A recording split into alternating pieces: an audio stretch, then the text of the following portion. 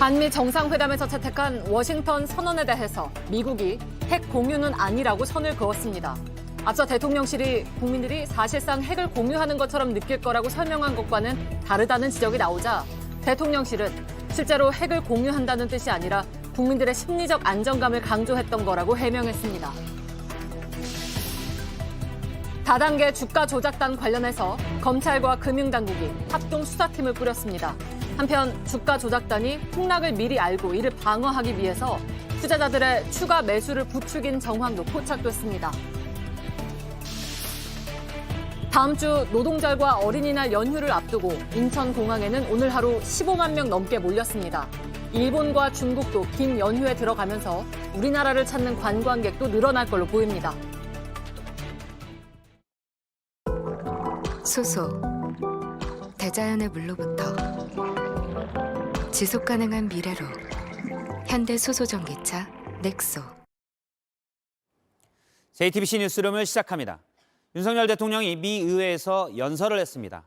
모두 44분 동안 진행된 연설에서 자유는 46번 언급됐습니다.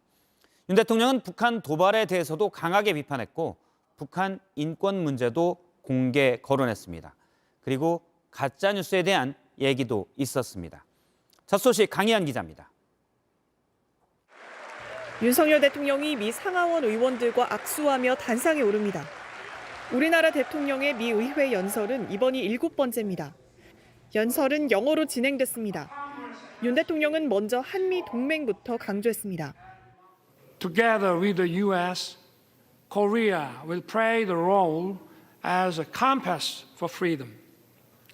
It will safeguard and broaden the freedom of citizens of the world.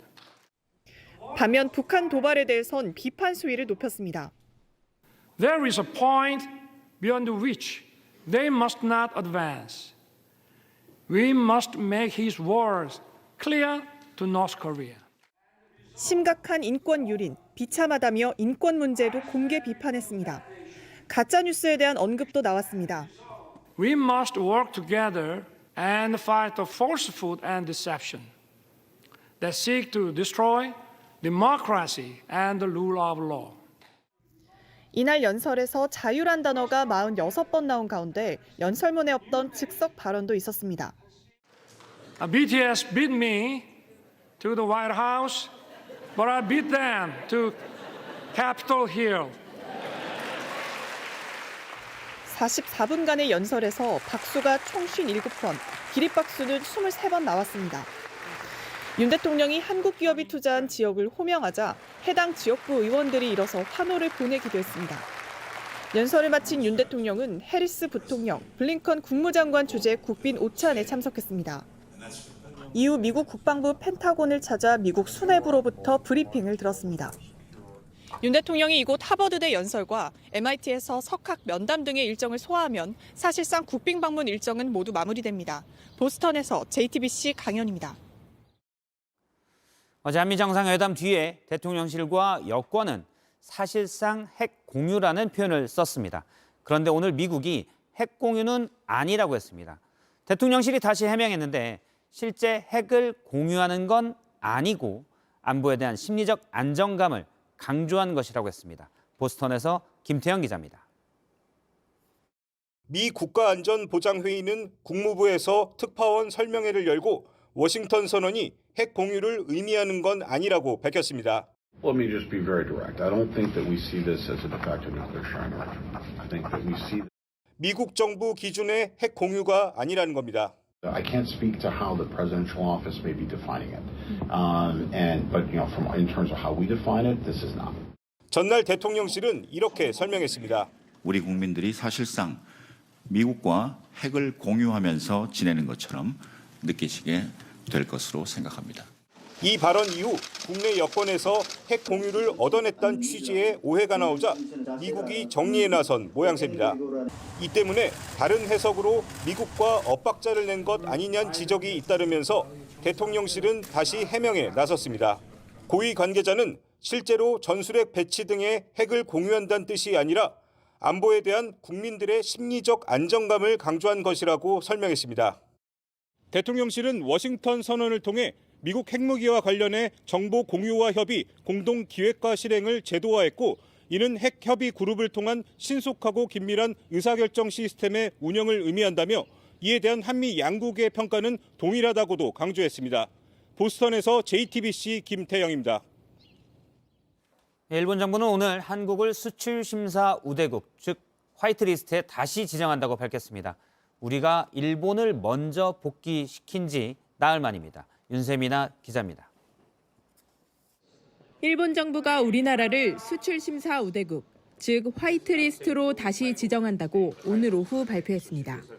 일본 경제산업성은 한국의 수출관리 체제와 운용 상황 등을 엄격하게 검증한 결과 일본과 같은 수준의 실효성을 확인했다고 밝혔습니다.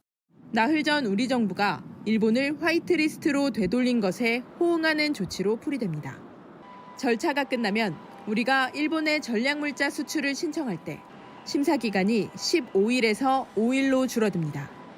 이로써 강제징용 배상 판결 갈등에서 비롯된 두 나라 간 무역 분쟁은 2019년 8월 이후 약 4년 만에 마무리됐습니다. 우리 정부는 앞으로 관련 절차가 빠르게 완료되길 기대한다면서 환영했습니다. 다만 우리 기업이 얻을 실익은 기대만큼 크지 않다는 분석도 나옵니다. 행정 절차는 간소해지지만 그간 공급망을 다변화한 데다 지난달 풀린 반도체 세계 품목 수출 규제 역시 일본산 의존도를 줄여와서입니다. 이런 가운데 일본 정부는 후쿠시마 원전 오염수를 예정대로 봄이나 여름 무렵에 방류하겠다는 입장을 재차 밝혔습니다. JTBC 윤세민입니다. 네, 지금부터는 JTBC가 연속 보도해드리고 있는 주가 조작 사건과 관련한 단독 보도들입니다. 먼저 수사 속보입니다. 검찰과 금융위, 금감원이 합동수사팀을 꾸렸습니다. 경찰도 압수한 휴대전화 200여 대에 대한 분석에 들어갔습니다. 박지영 기자입니다. 검찰이 오늘 연예인 임창정 등이 연루된 다단계 주가 조작 사건과 관련해 금융위와 금감원이 참여하는 합동수사팀을 꾸렸다고 밝혔습니다. 중심은 서울 남부지검 금융증권범죄 합동수사단입니다. 검찰은 그동안 금융위와 협력하며 주가 조작에 연루된 일당 10명을 출국 금지하고 주가 조작 일당 사무실 등에 대한 압수수색 영장을 청구한 바 있습니다. 각 기관에서 나눠서 수사하던 걸 한데 모아 신속하고 철저하게 수사하겠다는 겁니다. 금감원도 오늘 증권사들을 소집해 사태 파악에 나섰습니다. 특히 김익래 다우키움그룹 회장은 폭락 직전 수백억 원의 주식을 팔았다는 의혹을 받습니다. 이복현 금감원장은 연루된 기업 오너들에 대해 지위 고하를 막론하고 신속하고 철저하게 조사하겠다고 밝혔습니다. 경찰에선 주가 조작 일당이 투자자 명의로 개통한 휴대전화 200여 대를 확보하고 포렌식 분석 작업이 한창입니다. 다만 경찰이 주가 조작 혐의를 직접 수사할 순 없어 관련 수사가 끝나는 대로 자료 등을 합동수사팀에 넘길 것으로 보입니다. JTBC 박지영입니다.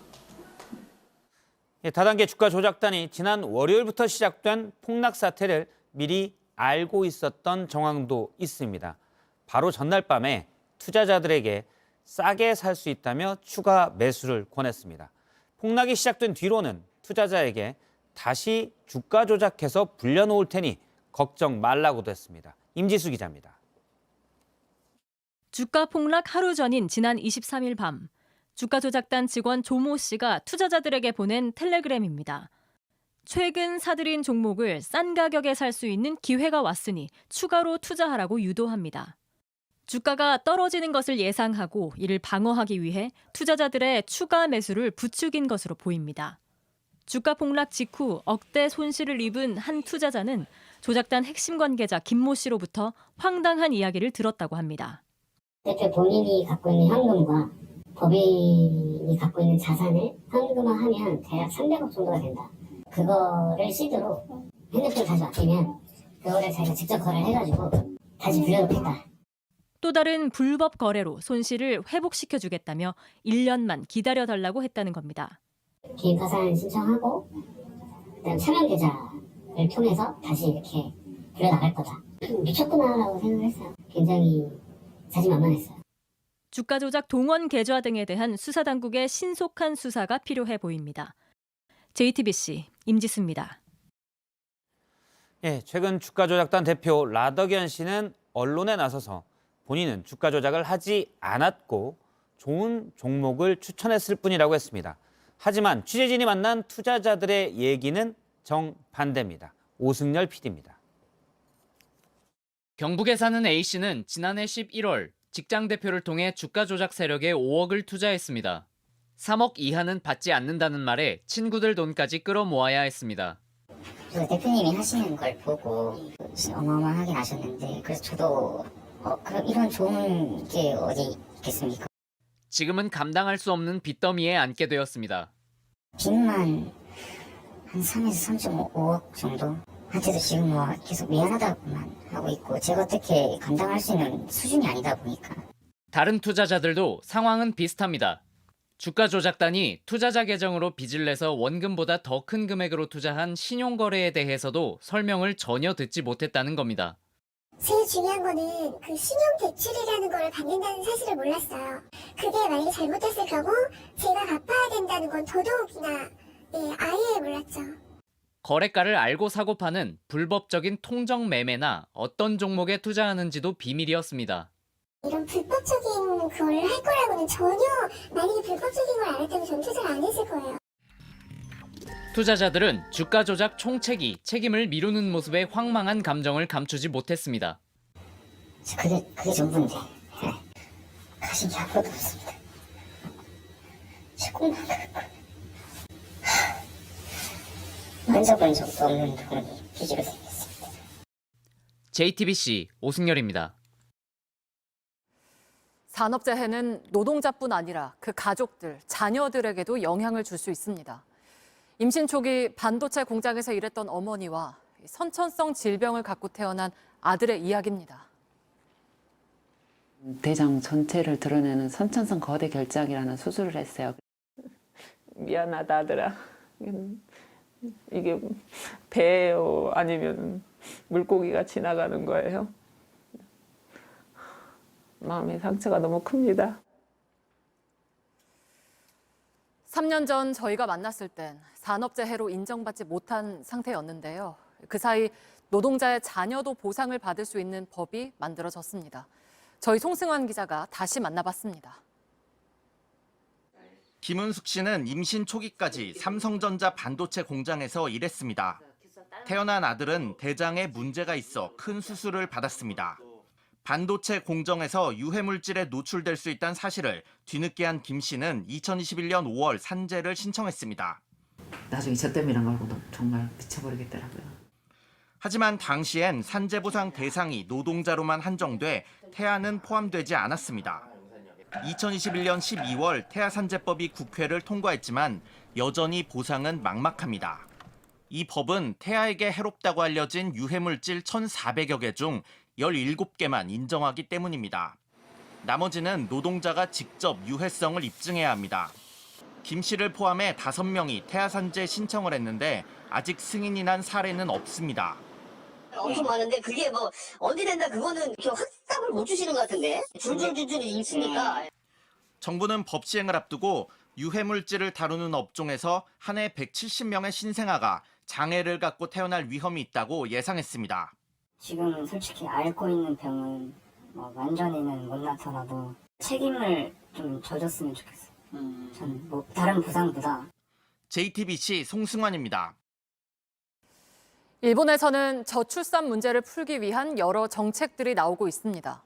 맞벌이 부부의 출퇴근 시간까지 책임을 져주는가 하면 아이를 맡아주는 식당도 있습니다. 특히 하루에 1,000원을 내고 이용할 수 있는 보육시설도 있는데요. 김현애 특파원이 다녀왔습니다. 도쿄 위성도시인 나가레야마시 전철역 인근. 버스에서 내린 아이들이 얼마 안 돼 친구들과 놀이를 하기 시작합니다. 평범한 어린이집 같지만 전철역 바로 앞에 있는 송영 보육 스테이션입니다. 일찍 출근하는 직장인들이 아이를 맡기면 어린이집 등원 전까지 돌봐주다 버스로 등원까지 대신 시켜줍니다. 끝나면 다시 내려와 부모가 퇴근할 때까지 돌봐줍니다. 이용요금은 하루 1,000원, 우리 돈 약 2만 원이면 한 달 내내 이용할 수 있습니다. 必要な時には1日1回350円でお夕食もご用意して働くお父さんお母さんの子育て支援ができるように. 보육 사각지대인 출퇴근 시간을 책임지는 서비스라 맞벌이 부부에게 인기가 많습니다. ただ朝の送迎難しいかなと思った時にこのバスステーションありますよと教えてもらってそれからずっと利用しているので 부모를 위한 지원책으로 나가레야마시 인구는 지난 10년 새 16만 명에서 20만 명으로 늘어났습니다. 한 달 130명대에 그쳤던 출생아 수도 161명으로 증가했습니다. 출산율을 높이기 위해 시내 음식점도 나섰습니다.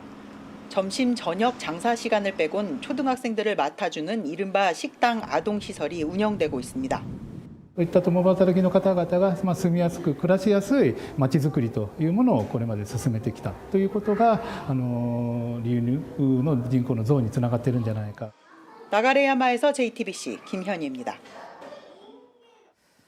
네, 다음 주는 월요일에는 노동절과 또 금요일에는 어린이날이 끼어 있습니다. 코로나 봉쇄가 풀린 뒤로 처음 맞는 5월 연휴 주간이 될 텐데요. 우리나라뿐 아니라 일본과 중국도 길게 쉬면서 공항을 오가는 사람들이 크게 늘어날 걸로 보입니다. 인천공항으로 가보겠습니다. 자, 공다송 기자, 오늘 하루 동안 지켜봤을 텐데 많이 붐볐습니까? 어땠습니까? 네, 아침부터 북적인 공항에는 여전히 많은 여행객들의 모습을 찾아볼 수 있습니다. 베트남과 싱가포르, 홍콩 등 유명 관광지로 향하는 밤 비행편이 아직 남아있기 때문입니다. 오늘 하루만 15만 명이 넘는 여행객들이 인천국제공항을 찾았습니다. 올해 평균 여객 대비 14% 많은 수준입니다.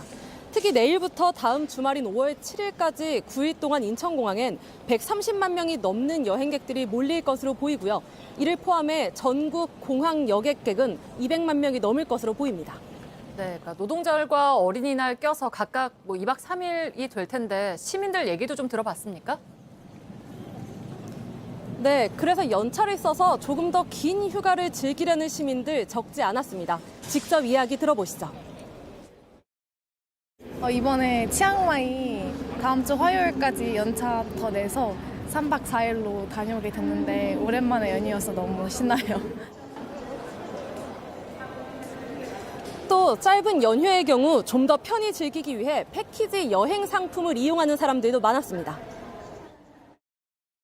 우리 같이 이제 나이 먹은 사람들은 정해진 코스에다가 또 가이드가 있으니까 좀 따라다니면 되잖아요. 그래서 좀 편한 것 같아요. 네, 그리고 일본과 중국은 노동절 연휴가 우리보다 더 길잖아요. 그러니까 한국을 찾는 관광객들도 좀 많이 보이던가요? 네, 그렇습니다. 일본은 일주일간의 연휴 기간인 골든 위크를 맞았습니다. 일본의 한 조사에 따르면 골든 위크 기간 가장 인기 있는 해외 여행지 1위로 서울이 뽑혔는데요.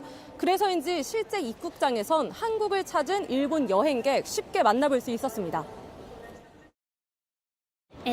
韓国に来たのは、ゴールデンウィーク、日本がゴールデンウィークで、いつもより長い期間お休みがあるので、遠くに行ける海外旅行とかも行きやすいので、コロナが明けたこともあって、韓国に来てみました。 중국도 노동절 연휴를 맞았는데 다만 한국으로의 단체 관광이 아직 재개되진 않아 공항에 중국 관광객의 모습은 많이 보이진 않았습니다. 네, 잘 들었습니다. 인천공항에서 공다송 기자가 전해드렸습니다. 네, 최근 하락세가 멈춘 아파트와 달리 빌라 시장은 말 그대로 꽁꽁입니다. 전세 사기 여파로 전세를 오려는 사람도 없고 그러다 보니 기존 세입자도 다음 세입자를 못 구해 방을 못 빼고 있습니다. 오원석 기자가 현장 취재했습니다. 이번 주 강남 3구 아파트 값은 11개월 만에, 영끌 성지로 통했던 노원구는 1년 4개월 만에 올랐습니다. 정부가 규제를 줄줄이 풀자 값을 낮춰내놓은 급매물이 나간 겁니다. 그러나 서민들이 많이 사는 빌라는 이런 봄바람과는 거리가 멉니다. 서울 화곡동 빌라촌에 가보니 중개업소마다 매매는 물론 전월세까지 거래가 뚝 끊겼다고 전합니다. 지난해 말 이곳에 이어 최근 인천에서 또다시 빌라촌을 중심으로 벌어진 전세 사기 여파가 큽니다. 이제 전세에 대한 피해가 많다 보니까 전세를 찾는 분은 진짜 하루에 한 명도 안 오는 경우가 많아요. 당장 다음 달 빌라의 전셋집을 구하려던 사회 초년생인 박모 씨도 망설이고 있습니다.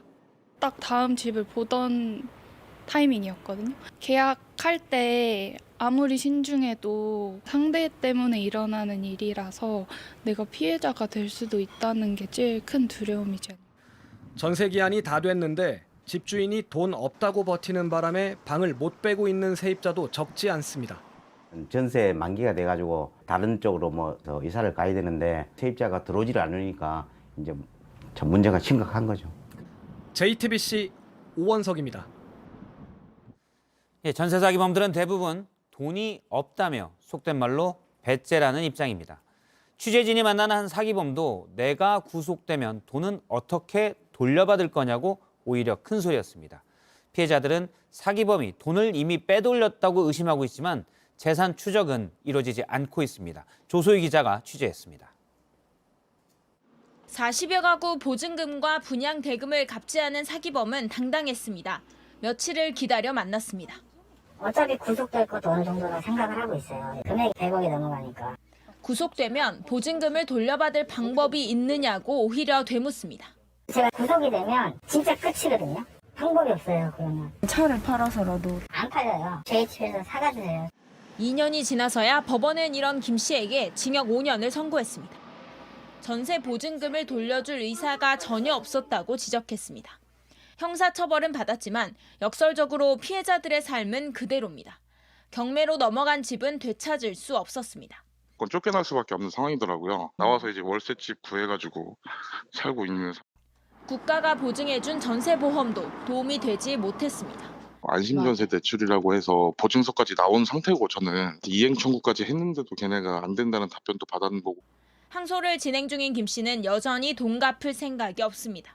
핸드폰 요금도 없어서 못 내고 있다. 근데 그런 사람이 어떻게 변호사를 살 수 있냐라는 거죠. 정부가 전세 사기에 대해 은닉 재산을 추적할 수 있도록 했지만 이미 무너진 피해자들의 삶은 회복할 수 없습니다. JTBC 조소입니다. 더불어민주당이 비명계 박광온 의원을 새 원내대표로 선출했습니다. 박 원내대표는 지난 대선 경선 당시 이낙연 캠프의 총괄 본부장이었습니다. 예상을 깨고 과반 득표로 압승이었는데 이재명 대표에 대한 비명계의 견제가 작용했다는 분석입니다. 배양진 기자입니다. 민주당 원내대표 경선은 비명계 대표격인 박광온 의원과 친명계를 아우른 홍익표 의원의 2강 구도로 펼쳐졌습니다. 여기에 박범계, 김두관 의원이 함께 출마하며 과반 득표 없이 결선 투표로 이어질 거란 전망이 우세했습니다. 결과는 박 의원의 과반 득표 압승이었습니다. 담대한 변화와 견고한 통합을 반드시 이뤄내도록 하겠습니다. 박 의원은 지난 대선 경선 당시 이낙연 캠프 총괄 본부장이었습니다. 이른바 이재명 사법 리스크에 최근 전당대회 돈봉투 사건까지 불거지면서 이 대표에 대한 비명계의 견제론이 힘을 받은 결과란 분석이 나옵니다. 수도권의 재선 의원은 JTBC 통화에서 이재명 대표와 한 몸처럼 움직였던 전임 원내지도부에 대한 반작용이라고 했습니다. 신임 원내지도부의 첫 과제는 돈봉투 사건 수습이 될 전망입니다. 당선되면 곧바로 쇄신 의총을 열어서 밤을 새워서라도 쇄신 방안을 마련해 국민들께 보고하겠습니다. 최근 다시 격화될 기미를 보이는 친명, 비명 갈등을 봉합하는 건 역시 박 원내대표 앞에 놓인 과제입니다. 한 충청권 의원은 총선 시기에 내분이 일어나면 필패라며 박 원내대표에게 주어진 시간이 길지 않다고 말했습니다. JTBC 배양진입니다. 네, 이번 주 시청자들의 시선이 집중된 곳, 아무래도 미국 워싱턴입니다. 한미 정상회담이 열린 데다가 공교롭게 바이든 대통령의 재선 도전 선언도 겹쳤기 때문인데요. 인물 360에서 짚어보겠습니다. 외교안보팀의 정지훈 기자 나와 있습니다. 자, 우리는 정상회담이 중요했지만 미국에서는 바이든 대통령의 재선 도전 선언이 더 큰 이슈였죠? 맞습니다. 바이든 대통령 지금 무슨 생각을 하고 있을까요? 저희가 상징적으로 뇌구조 형식으로 한번 표현을 해봤습니다. D-557, IRA, 트럼프 이러한 키워드가 큰 부분을 차지하고 있을 거란 분석입니다. 네, 북한 문제는 아예 생각을 안 합니까? 저기 보시면 아주 작게 점으로 표현을 해봤습니다. 네, 아무튼 제일 큰 게 이제 D-557인데 저건 어떤 날짜인 거죠? 네, 내년 미국 대선까지 남은 날짜입니다. 바이든 대통령이 지난 25일 재선 도전을 공식으로 밝혔는데요. 4년 전에 출마를 선언했던 날이기도 합니다. 당시 트럼프 대통령에 맞서서 국가의 영혼을 치유할 걸 약속했는데 이번에도 이렇게 말했습니다. 한번 들어보시죠. I said we're in a battle for the soul of America, and we still are. 저게 이제 공교롭게 한미 정상회담 바로 하루 전날이었잖아요. 뭐 한미 정상회담에 영향을 준 건 없습니까? 네, 바이든 대통령이 한미 정상회담 전후로 한국 기업을 유독 많이 언급을 했는데요. 재선 목적과 관련이 됐다는 분석이 많이 나옵니다. 본인이 취임한 후 한국 기업들이 미국에 1,000억 달러 이상 투자를 했다라든지 한국 기업 CEO에게 왜 미국에 반도체 공장을 지으려고 하느냐 물었다든지 이런 발언들입니다. 또 지난달 백악관은 이례적으로 기업 투자 현황 보도 자료를 배포했는데요. 여기에도 한국 기업 사례를 강조했습니다. 그러니까 한국 기업들을 앞세워서 바이든 대통령의 치적을 홍보 중인 셈입니다. 네, 그러니까 자연스럽게 앞에서 본 IRA하고 연관이 되는 거죠? 맞습니다. 이 인플레이션 감축법, 즉 IRA, 그리고 반도체법 등은 미국 경제를 살리려는 바이든의 이 대표 상품들이죠. 재선 도전을 위해선 이 정책들을 더 부각시킬 테고 우리 입장에선 차별을 고쳐달라고 말하긴 더 어려워졌습니다. 정상회담 공동 기자회견 때도 다름 아닌 미국 언론에서 이를 지적하는 돌직구 질문을 던졌는데요. 바로 이렇게 물었습니다. 선거를 앞두고 국내 정치를 위한 중국과의 경쟁에서 한국 같은 핵심 동맹국에 피해를 주는 게 아닙니까? 라고요. 조금 당황한 바이든 대통령 대답 한번 들어보시죠. Creating jobs in South Korea, not just with SK, but anyway, with Samsung and other industries. So I think it's a win-win. 네, 그런데 바이든 대통령 말대로 한미 모두 윈윈이라면 이번 정상회담에서 우리 경제 성과가 지금보단 더 부각됐겠죠. 네, 그러니까 일각에서는 이번 한미 정상회담이 공교롭게도 그 바이든 대통령의 미국 내 정치적인 용도로 좀 활용된 측면이 있는 거 아니냐 이런 분석도 나오고 있는 거잖아요. 뭐 아무튼 온통 재선 생각뿐이라고 한다면 경쟁자가 누가 될지도 관심인데요. 네, 맞붙을 가능성이 가장 큰 사람 바로 트럼프 전 대통령입니다. 성사되면 미국 역사상 2번뿐인 전현직 리턴 매치인데요. 사실 우리나라 입장에선 누가 되든 달갑진 않다는 전망이 많습니다. 대외 정책적인 면에서 둘 다 비슷하기 때문입니다. 슬로건은 조금 다르지만 결국 내세우는 건 미국 우선주의 정책입니다. 미국 언론도 바이든의 바이 아메리칸과 트럼프의 아메리카 퍼스트가 국산품 애용이란 점에서 유사하다고 평가하기도 했습니다. 즉 백악관의 새 주인이 누가 되든 자국을 우선시하는 정책을 펼쳐나갈 테고 이를 다시 한번 확인한 게 바로 이번 정상회담이란 평가가 나옵니다. 네, 잘 들었습니다. 인물 360 정재훈 기자와 함께 짚어봤습니다. 네, 다음 소식입니다. 지게차에 실려있던 1.5톤짜리 화물이 굴러떨어지면서 아침에 학교를 가던 초등학생들을 덮쳐서 한 명이 숨졌습니다. 배승주 기자입니다. 흰 원통형 물체가 굴러가고 남성 3명이 멈춰보려 합니다. 쫓아가 보지만 워낙 빠르고 무거워 결국 포기합니다. 그 아래로 아이들과 학부모들이 걸어갑니다. 초등학교 등굣길이었습니다.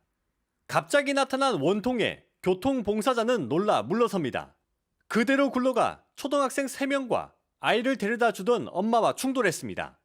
강하게 부딪힌 원통은 다시 굴러 길 건너편에 가서야 멈춥니다.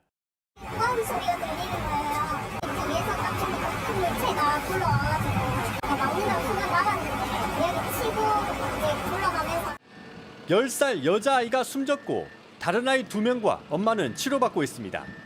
화물은 근처 공장에서 지게차에 옮겨 싣다 떨어졌습니다.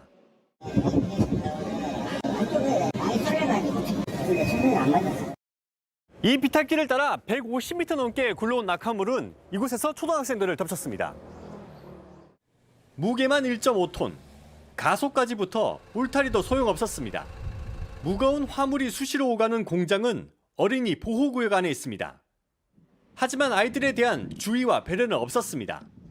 JTBC 배승주입니다. 전북 전주에서 일가족 4명이 차례로 숨졌습니다. 40대 둘째 아들이 부모와 형을 살해하고 스스로 목숨을 끊은 걸로 보이는데 아직 동기는 확인되지 않았습니다. 정영재 기자가 취재했습니다. 어두운 운동장을 가로지른 남성. 시동 걸린 차에 올라탑니다. 그대로 속도를 내더니 앞에 선 사람에게 돌진합니다. 차에 치인 남성은 숨졌습니다. 피는 많이 흘려있고 보니까 목에 칼로 찔린 흔적이 보이더라고요. 가해자는 40대 이모 씨. 차로 충돌한 뒤 흉기로 찔렀습니다. 피해자의 친동생이었습니다. 범행 뒤 이 렌터카 차량을 몰고 저수지로 향했습니다. 물가에 차량을 버린 뒤 스스로 목숨을 끊었습니다. 이 씨 시신을 찾은 뒤 사건은 끝나는 듯 했습니다. 그런데 아니었습니다. 숨진 형 자택을 조사했더니 70대 아버지와 50대 새어머니가 숨진 채 발견됐습니다. 나이 드신 분이 몸이 좀 불편하시더라고. 근데 그 아내분이 하나 부추하고 다정스럽게 사이가 좋다 해서 생각했어요. 둘 다 흉기에 찔렸습니다. CCTV엔 둘째 아들 이 씨가 어제 오후 12시 20분쯤 가방을 들고 들어간 뒤 14분 만에 나오는 모습이 찍혔습니다. 손엔 혈흔이 묻어 있었습니다. 경찰 관계자는 동기가 명확하지 않아 모든 가능성을 열어놓고 수사하고 있다고 밝혔습니다. JTBC 정영재입니다. 인천의 한 비닐하우스에 큰 불이 나서 여기에 살던 70대 부부가 숨졌습니다. 거동이 불편해서 피하지 못한 걸로 보입니다. 최승훈 기자입니다. 아파트 단지 너머로 검은 연기가 솟아오릅니다. 바람을 타고 퍼져 하늘을 뒤덮습니다. 오늘 낮 12시쯤 인천 규련동에서 버섯을 키우는 비닐하우스에 불이 났습니다. 큰 불길은 1시간 만에 잡혔지만 그 사이 비닐하우스 17개는 다 타버려서 뼈대만 남았습니다. 바람이 세게 불고 불이 갑자기 번지면서 손 쓸 틈이 없었습니다. 거기다 경유통이 그 앞에 있어가지고 경유까지 터져버려가지고. 발화 지점으로 추정되는 곳을 수색했더니 뒤늦게 70대 노부부가 숨진 채로 발견됐습니다. 이 노부부는 10년 넘게 비닐하우스를 살림집 삼아 살았습니다. 둘 다 거동이 불편해 대피하지도 못했습니다. 전동차 들고 다니니까 이 여자분이. 소방당국은 정확한 화재 원인을 조사하고 있습니다. 하지만 비닐하우스에 살던 노부부의 사연까지는 알 방법이 없습니다. JTBC 최승훈입니다. 오랫동안 다세대 주택 월세를 못 낸 세입자가 소송 끝에 쫓겨났습니다. 그런 뒤 집주인 가족을 차로 쳐서 4명이 다쳤습니다. 현장을 윤주열 기자가 살펴봤습니다. 차 뒤에 사람이 서 있는데 SUV 차량은 그대로 후진합니다. 앞으로 차를 몰다가 다시 후진을 하더니 이번엔 차 앞에 선 사람을 치며 달려갑니다. 주변에 있던 사람들이 깜짝 놀라 뛰어갑니다. 이 차는 후진과 전진을 반복합니다. 차 앞부분이 부서져 나갈 정도로 강하게 몰아붙였습니다. 사건 현장입니다. 건물 벽은 부서져 있고 산산조각난 차 부품들이 여기저기 흩어져 있습니다. 핏자국과 응급처치한 흔적이 그대로 남아 있습니다. 차량으로 사람들을 공격한 50대 남성은 이 다세대 주택에 새를 살았습니다. 올해 월세가 밀리면서 집주인이 나가달라는 소송을 했고 쫓겨났습니다. 그런 뒤 말다툼을 하다 차로 돌진한 겁니다. 집주인 아들 부부가 크게 다치는 등 일가족 4명이 치료를 받고 있습니다.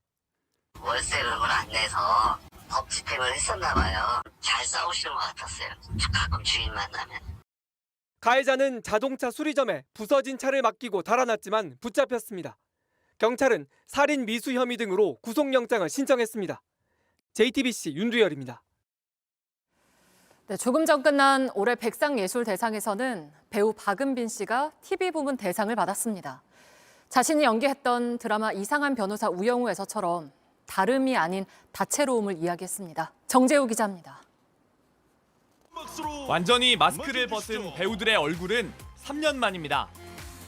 이번 시상식에서 가장 관심이 컸던 건 방송 부문이었습니다. 이상한 변호사 우영우와 더 글로리가 각각 8개 부문에 이름을 올리며 경쟁했는데 조연상을 수상한 배우는 이 말로 기쁨을 표현했습니다. 내가 하고 싶은 일과 잘하는 일은 좀 다른 건가라는 생각을 하게 될 때가 있더라고요. 제 자신에게 좀 말해주고 싶네요. 멋지다, 연진아. 최우수 연기상의 몫은 재벌집 막내 아들의 이성민 배우와 더 글로리의 송혜교 배우에게 돌아갔습니다. TV 부문 대상의 주인공은 이상하고 별난 것들의 가치가 무엇인지 보여준 우영우 변호사였습니다. 영우를 통해 이 이야기를 전할 수 있어서 정말 기뻤습니다. 그러니까 남들은 알지만 또 나는 알지 못하는 그런 이상하고 별난 구석들을 영우가 가치 있고 아름답게 생각하라고 얘기해 주는 것 같아서 많이 배웠습니다. 다양한 세상의 모습을 담은 무대 위에서 연극 연기상에 휠체어와 함께 오른 장애인 배우의 소감은 감동을 남겼고 한국 영화라는 이름을 지켜온 수상자들은 서로를 응원했습니다. 당신들 그 연기하는 거를 모니터를 보고 있는 순간이 다 행복했습니다. 유튜브 콘텐츠가 예능 작품상을 수상하는 이변은 예능을 즐기는 방식에 정답은 없다는 걸 실감하게 했습니다. JTBC 정재우입니다. 미래 에너지라고 불리는 수소를 국내 연구진이 아주 간편하게 만들어내는 기술을 개발했습니다. 환경 오염도 적고 또 경제성도 갖춘 그린 수소라고 합니다. 오늘의 데이슈 시작합니다.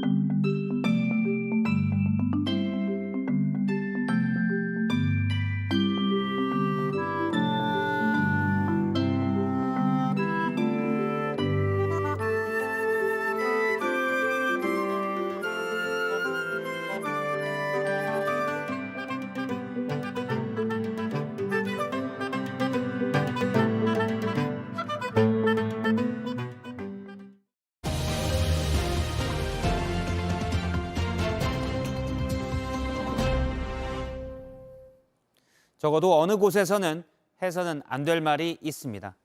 사랑제일교회 전광훈 씨가 어제 광주에서 해선 안 될 말을 했습니다. 들어보겠습니다.